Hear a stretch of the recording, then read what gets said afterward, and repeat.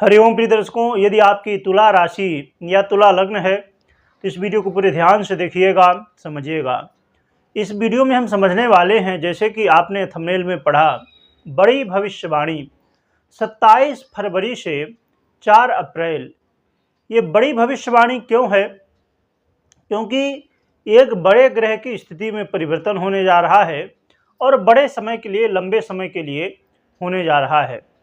और प्रिय दर्शकों, इसका प्रभाव भी बहुत ज़्यादा हर एक व्यक्ति के ऊपर पड़ने वाला है। तो हम समझेंगे कि क्या प्रभाव आपको मिलने वाला है, सावधानी क्या रखनी है, उपाय क्या करने हैं, ये सब हम समझेंगे। तो पूरी जानकारी के लिए पूरा वीडियो देखिएगा। प्रिय दर्शकों, देवगुरु बृहस्पति अपना नक्षत्र परिवर्तन कर चुके हैं। ये 3 फरवरी को ही अपना नक्षत्र परिवर्तन कर चुके हैं।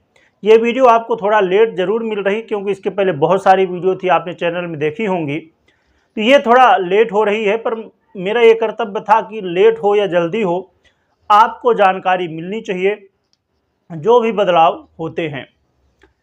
और मैंने 27 तारीख क्यों लिखी? क्योंकि अभी देवगुरु बृहस्पति प्रथम चरण में गोचर कर रहे थे। अब 27 फरवरी से द्वितीय चरण में, भरणी नक्षत्र के द्वितीय चरण में गोचर करेंगे। देवगुरु बृहस्पति भरणी नक्षत्र में अब गोचर कर रहे हैं। ये नक्षत्र शुक्र का नक्षत्र है, जो कि आपके लग्नेश हैं, आपके राशि से हैं।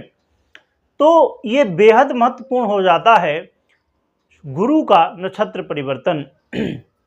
तो प्रिय दर्शकों, आपके जीवन में अभी तक यदि आप परेशान थे इस बात से कि बहुत ज़्यादा मानसिक टेंशन हो रहा है, कोई न कोई बात को लेकर आप चिंताएं कर रहे हैं, एक काम पूरा हुआ, फिर दूसरा हुआ, फिर तीसरा हुआ, कुछ न कुछ ऐसी बातें होती रहती हैं कि जिससे मानसिक टेंशन बनता रहता है। तो अब आपको मानसिक टेंशन से कहीं न कहीं छुटकारा मिलने वाला है।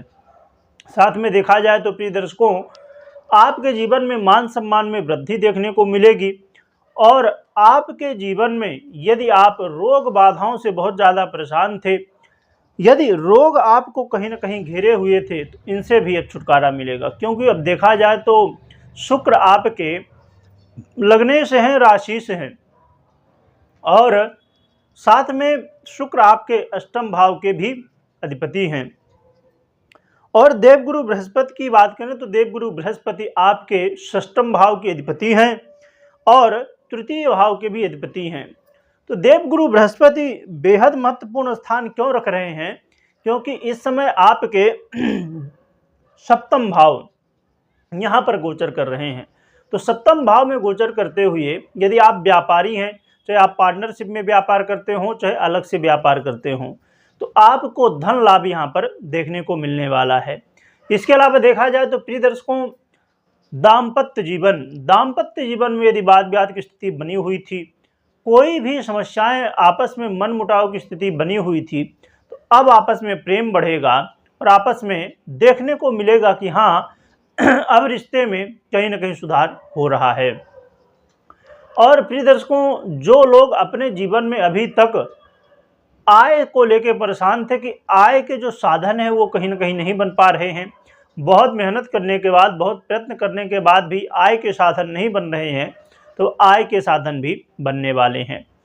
तो देखा जाए तो प्रिय दर्शकों, ये लाभ आपको मिलने वाले हैं, परंतु सावधानियां सुनना भी बेहद जरूरी है। क्योंकि प्रिय दर्शकों, देवगुरु बृहस्पति आपके लिए कारक ग्रह नहीं होते हैं, पहली चीज तो। दूसरी बात, देवगुरु बृहस्पति किसके नक्षत्र में है? आपके ही ग्रह के नक्षत्र में, अर्थात शुक्र के नक्षत्र में। और शुक्र और देवगुरु बृहस्पति आपस में इनकी पटती नहीं है, शत्रु मानते हैं, जो कि शुक्र तो नहीं मानते परंतु देवगुरु बृहस्पति मानते हैं। तो इस नजरिए से देखा जाए तो सावधानी रखना बेहद जरूरी। क्या सावधानी रखनी चाहिए? एक तो पहली बात यह कि आपको आलस्य नहीं करना है, आलस्य से दूर रहिए, भाग्य के भरोसे मत बैठिए, कर्म करने की जरूरत है और कर्म से ही सब कुछ आप प्राप्त कर सकेंगे। और साथ में देखा जाए तो प्रिय दर्शकों, आपको एक सावधानी और भी बेहद जरूरी है कि किसी को पैसा ना तो दें ना लें, अर्थात कर्ज लेना और देना दोनों ही ठीक नहीं रहेगा। और साथ में अपने स्वास्थ्य का भी ध्यान रखिए और किसी से वाद विवाद नहीं करना है बिल्कुल भी। किसी के साथ यदि सामने वाला कुछ बोल भी दिया तो यहाँ पर समझने की बात ये होगी कि आप इस कान से सुनिए, इस कान से निकाल दीजिए, तो ही आपका बेनिफिट है। यदि आप झगड़े में पड़ेंगे तो आपका ही नुकसान होने वाला है। साथ में देखा जाए तो प्रिय दर्शकों, अपने खान पान में संयम रखना इस समय बेहद जरूरी होगा। और साथ में ये मूल मंत्र ध्यान में रखना होगा कि कोई भी कंपटीशन हो, कहीं भी आप एग्जाम दे रहे हों, कोई भी ऐसी जगह हो जहां पर आपकी परीक्षा हो रही है, जहां पर आप प्रतियोगिता में हैं, परीक्षा प्रतियोगिता में हैं, वहां पर भी बहुत सावधान रहना है। पूरी तैयारी पहले से कर लेनी है और फिर आगे बढ़ना है आपको। तो इन बातों का ज़रूर ध्यान रखिए। और जो लोग सोशल मीडिया में वर्क करते हैं उनको भी सावधान रहना होगा। सोशल मीडिया में कोई भी आप पोस्ट कर रहे हैं, या आप सोशल मीडिया में क्रिएटर ही हैं, या जैसे भी आप काम करते हैं सोशल मीडिया में, तो यहाँ पर कुछ भी काम गलत ना होने पाए, कुछ गलती ना हो जाए, इस बात का आपको ध्यान रखना होगा। तो इन बातों का ध्यान रखिए। और अब प्रिय दर्शकों, हम बात कर लेते हैं उपाय की। तो उपाय की बात करें प्रिय दर्शकों, तो आपके लिए माँ लक्ष्मी की आराधना करना, माँ लक्ष्मी के जो भी मंत्र, पूजा पाठ जो भी आपसे बनता हो वो करिए। और साथ में एक महत्वपूर्ण ये है कि आप श्री सूक्त से माँ लक्ष्मी का अर्चन कर सकते हैं। इससे बहुत ज़्यादा लाभ होता है। और पाठ भी कर सकते हैं, और हवन करने की स्थिति यदि बने तो हवन भी कर सकते हैं। और एक महत्वपूर्ण बात और भी बता दूं, लाभ जो आपको मिलने वाला है कि जैसे मैंने बताया कि दाम्पत्य जीवन बेहतर होगा।